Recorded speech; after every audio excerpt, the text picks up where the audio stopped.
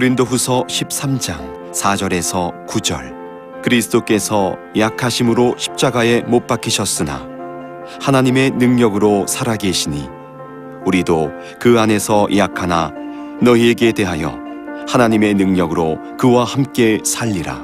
너희는 믿음 안에 있는가 너희 자신을 시험하고 너희 자신을 확증하라. 예수 그리스도께서 너희 안에 계신 줄을 너희가 스스로 알지 못하느냐? 그렇지 않으면 너희는 버림받은 자니라. 우리가 버림받은 자 되지 아니한 것을 너희가 알기를 내가 바라고, 우리가 하나님께서 너희로 악을 조금도 행하지 않게 하시기를 구하노니 이는 우리가 옳은 자임을 나타내고자 함이 아니라 오직 우리는 버림받은 자 같을지라도 너희는 선을 행하게 하고자 함이라.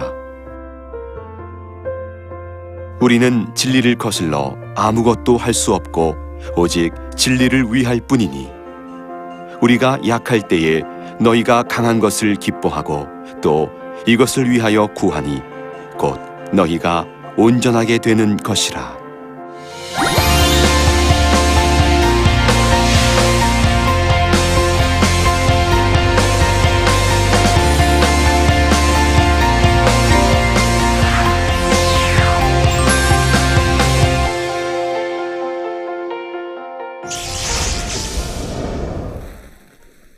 안녕하세요. 베샬롬 교회 김형익 목사입니다.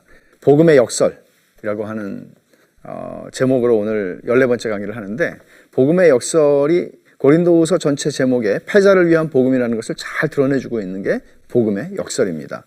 12장과 13장을 공부하도록 하겠습니다. 오늘의 포인트는 약함과 고난에 대한 성경적 관점을 이해하고 확립하는 것입니다. 약함이 없는 사람 없습니다. 약점 없는 사람 없습니다. 그리고 고난이 없는 사람도 없어요.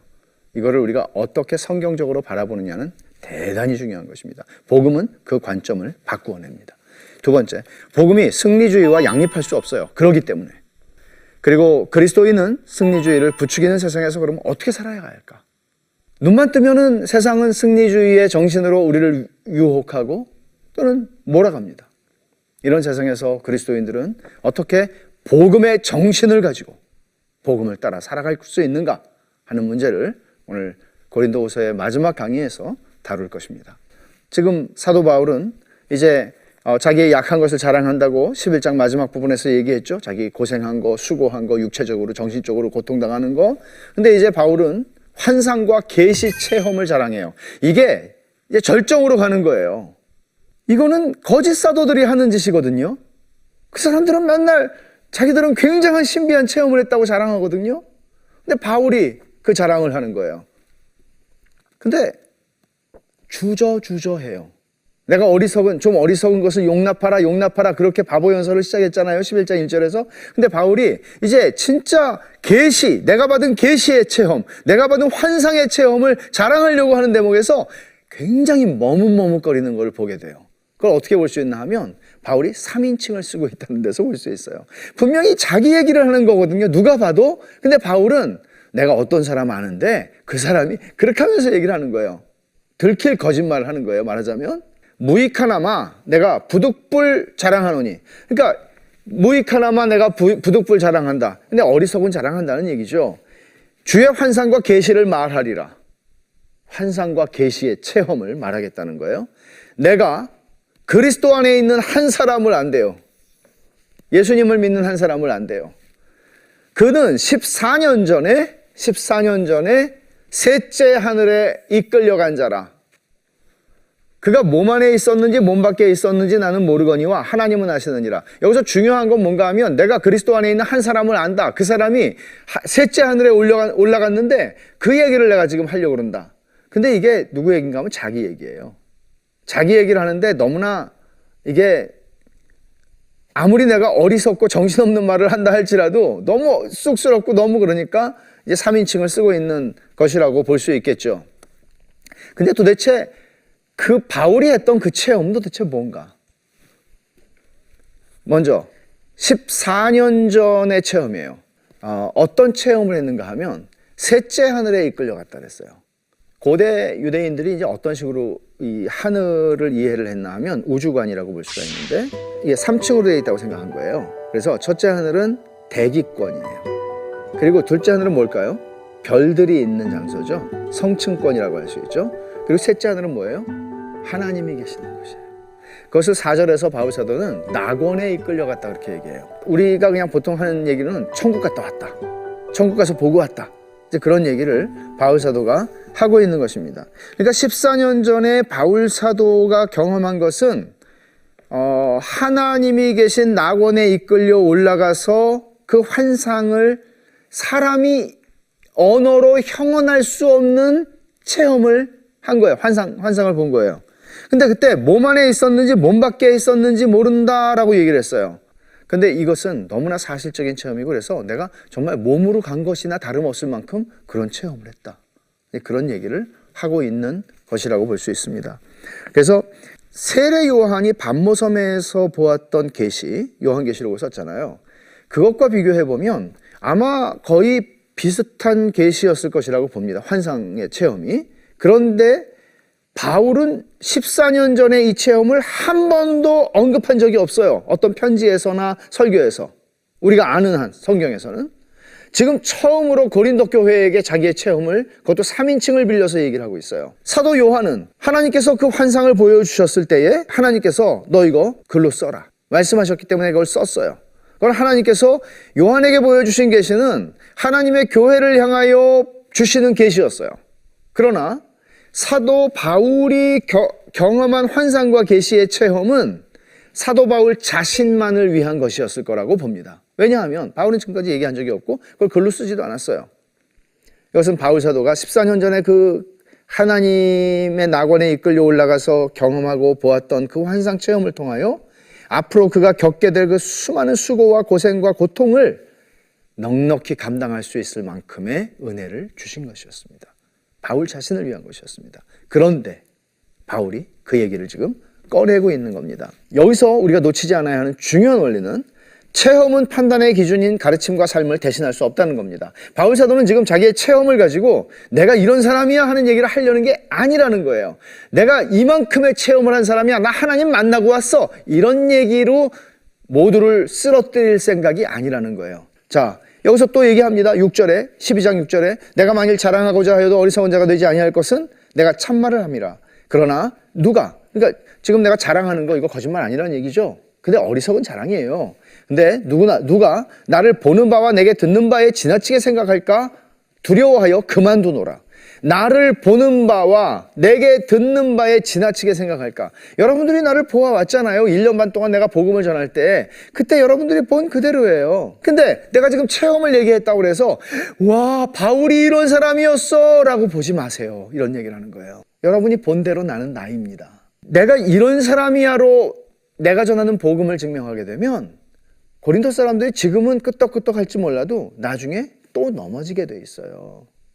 말하자면 내가 얼마나 성공했고 내가 얼마나 이 세상에서 잘나게 되었는가로 하나님이 누군가를 증명하는 것은 나쁜 방법이에요. 그렇게 되면 하나님을 신실하게 믿지만 욥의 고난과 같은 고난의 자리에서 하나님을 섬기고 있는 그 사람들은 어떤 사람들이 되나요? 하나님이 버린 사람인 거죠, 그거는. 그렇게 하나님을 증명하는 게 아니에요. 그렇게 복음의 진리의 참됨을 증명할 수는 없어요. 그게 지금 바울 사도가 거짓 사도들을 배척하고 자신이 전하는 복음의 참됨을 증명하려는 방법입니다. 성경적인 방법입니다.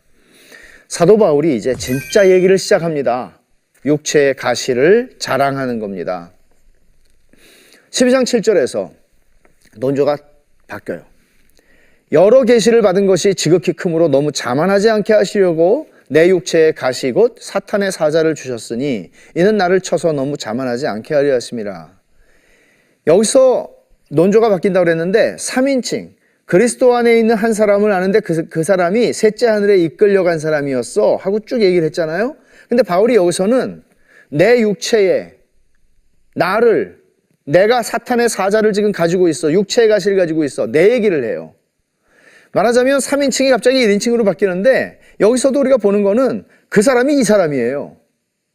그거를 지금 바울 사도는 그대로 드러내면서 얘기를 하는 거죠. 우리가 이 본문에서 살펴봐야 하는 중요한 원리가 있는데 계시와 가시는 함께 왔다는 거예요. 계시와 가시가 함께 왔다는 것은 예를 들면 한 패키지 안에 계시도 나왔고 가시도 나왔어요. 하나님이 주신 계시의 환상, 계시와 환상의 체험은 정말 어마어마한 것이었어요. 근데 바울 사도가 말하죠. 그게 나로 하여금 너무나 자고하고 교만하게 만들지 않도록 하나님께서 나에게 육체의 가시를 주셨다고.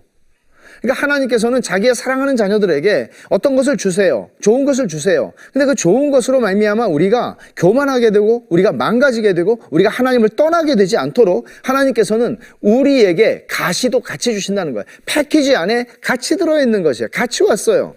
그런 얘기를 지금 하고 있습니다. 그리고 사탄의 사자, 육체의 가시, 내 육체의 가시고 사탄의 사자를 주셨다 그랬어요. 이거는 육체의 가시라는 거 분명히 여러분 좋은 건 아니에요. 이거는. 왜냐하면 뒤에 보면은 바울 사도가 이거 나한테서 좀 떠나게 해달라고 3번이나 하나님한테 기도했단 말이에요. 좋은 게 아니었어요. 근데 여기 사탄의 사자라고 지금 표현하고 있죠. 사탄의 메신저라는 얘기예요. 그러니까 사탄의 메신저라는 얘기는 사탄의 수하, 사탄의 심부름꾼 같은 역할을 하는 거예요. 그러니까 이 육체의 가시 때문에 내가 낙심이 돼서 견딜 수가 없어요. 그런 일종의 그런 거란 말이에요. 육체의 가시 때문에 너무 힘이 들어요. 가다 보면 육체의 가시 때문에 그냥 발목이 탁 잡히는 느낌이 들어요. 사탄이 나를 쓰러뜨리는 도구가 되는 것 같아요. 이 육체의 가시 때문에. 바울이 그렇게 느꼈다고요. 그래서 사탄의 사자라고 그래요. 근데 여러분, 사탄의 사자라고 표현하지만 내 육체의 가시이고 사탄의 사자를 주신 것은 누구예요? 하나님이 주신 거예요. 그럼 여러분 이런 생각은 여러분 벗어나셔야 돼요. 예를 들어서 고난은 누가 주는 건가? 사탄이 주는 거예요? 아니죠. 예를 들어서 내가 가다가 교통사고가 났어요. 교통사고가 났는데 그럼 교통사고는 사탄이 주는 건가요? 사탄의 사자인가요? 우리를 낙심하게 하고 좌절하게 하고 나로 하여금 신앙적으로 회의 가운데 의심 가운데 하나님이 나를 버렸나 하는 생각을 하게 하고 이런 것들은 분명히 사탄의 사자라고 할 수 있어요. 그러나 그걸 주신 분은 하나님이라고 얘기하죠. 그러니까 나쁜 거는 사탄이 주는 거고 좋은 거는 하나님이 주시는 거고 이렇게 단순하게 생각하면 안 돼요. 욥의 경우를 생각해 보십시오. 욥이 이렇게 얘기해요. 고난 가운데에서 내가 모태에서 알몸으로 나왔사온즉 또한 알몸이 그리로 돌아가올지라 주신 이도 여호와시오 거두신 이도 여호와시오니 여호와의 이름이 찬송을 받으실지니이다. 그러니까 자기가 받는 고난은 실제로 하나님이 허락하신 것이에요. 하나님의 주권 속에서 주신 거예요. 그러나 사탄이 직접적으로는 사탄이 막 지금 건들고 있는 거잖아요. 그러니까 이런 방식으로 우리는 이해할 수 있다는 거죠. 사탄의 사자일 수 있어요. 그러나 근본적으로는 주권자이신 하나님의 손 안에서 이 모든 것들이 다 움직이고 있는 것이다 하는 것을 바울은 얘기를 하고 있는 것입니다. 뭘까요? 육체의 가시가 뭘까요? 바울 사도가 이거를 예를 들어서 이게 뭐다라고 얘기했으면 우리가 알 텐데 학자들은 이런 정도의 추측을 합니다. 첫째는 사탄의 사자다 하는 사자라는 말에 주목을 한 거예요. 메신저라는 건 어떤 좀 사람을 가리키는 것 같잖아요. 그래서 고린도 교회의 대적들, 그러니까 누구예요? 거짓 사도, 거짓 교사들 이런 사람들을 얘기하는 것이다. 또는 복음을 전하기 시작하면서부터 바울 사도를 끝까지 쫓아와서 죽이려고 했던 그 열심 있는 유대주의자들, 유대인들 가리키는 것일 수도 있겠다. 혹은 육체의 가시라고 그랬기 때문에 육체라고 하는 말에 더 강조를 둬서 이게 바울을 괴롭히고 있는 치유되지 않는 질병일 수도 있겠다. 근데 바울이 안지를 심하게 앓았다는 것을 우리가 어느 정도 학자들이 얘기하는데 그건 갈라디아서에서 너희 눈이라도 나에게 빼어주려고 했다. 그런 표현이 있잖아요. 그런 것처럼 아마 바울이 가지고 있는 안질을 얘기한 것일 수도 있다. 근데 또 어떤 학자들은 추측하기로 간질, 그러니까 그거를 뇌전증이라고 얘기하나요? 그런 병이었다고 얘기를 해요. 그러니까 바울이 복음을 전하면서 예를 들어서 복음을 전하다가 어떤 증상이 와서 이제 누워야 했고 어떤 뭐 좀 거품을 흘린다든지 그러면 여러분 복음에 얼마나 큰 장애가 됐겠어요. 그러니까 우리가 추측하고 상상하는 것이지만 어떤 학자들은 그렇게 얘기를 하는데요. 그런 것들을 보면 정말 복음의 장애물이죠, 이거는. 그러니까 하나님, 정말 이런 복음의 장애가 없어지게 해주세요. 그러면 복음이 더 활발하게 전파될 수 있을 것 같아요. 근데 하나님께서는 바울이 그런 기도를 하는데, NO! 그러시는 거예요. 그럼 어떻든 육체의 가시가 우리는 뭔지 모르지만, 이렇게 육체의 가시를 정리할 수는 있어요. 바울을 낮추고 교만할 수 없게 만드는 요인. 왜 그래요? 하나님이 그에게 주신 계시와 환상의 체험이 너무나 컸기 때문에 교만할 수 없게 하시기 위해서 육체의 가시를 이 패키지 안에 같이 넣어서 주셨다. 그러니까 교만할 수 없게 만드는 것이죠. 여러분들도 그런 게 다 있을 거예요. 그게 아니면은 여러분들이 정말 이상한 사람이 됐을 가능성이 많은 거. 나한테 이 약점이 아니었더라면 나는 정말 얼마나 교만해졌을까. 이런 게 있을 수 있죠. 엄청난 계시의 체험이 주어진 것에 결과로 하나님이 주신 거예요. 그러니까 계시 체험의 결과가 가시, 육체의 가시예요. 나에게 육체의 가시가 있다는 것은 나의 약함, 내가 사람들이 다 알고 있는 내가 받는 고난이 있다는 것은 하나님이 나와 함께 하시지 않는 증거가 아니라 도리어 하나님이 나를 교만하지 않도록 나를 낮추시고 겸손하게 하시기 위해서 주신 것이기 때문에 내가 진짜 하나님의 사도라는 증거다 라고 얘기를 하는 거예요. 나의 약함이. 근데 고린도 사람들은 그렇게 봤어요?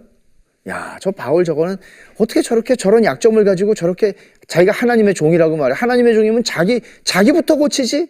관점이 완전히 다른 거예요. 여러분들도 이런 관점을 가지고 사람을 판단하고 이런 관점으로 여러분들이 살아가시게 되면 복음의 은혜 가운데 머물 수가 없는 겁니다.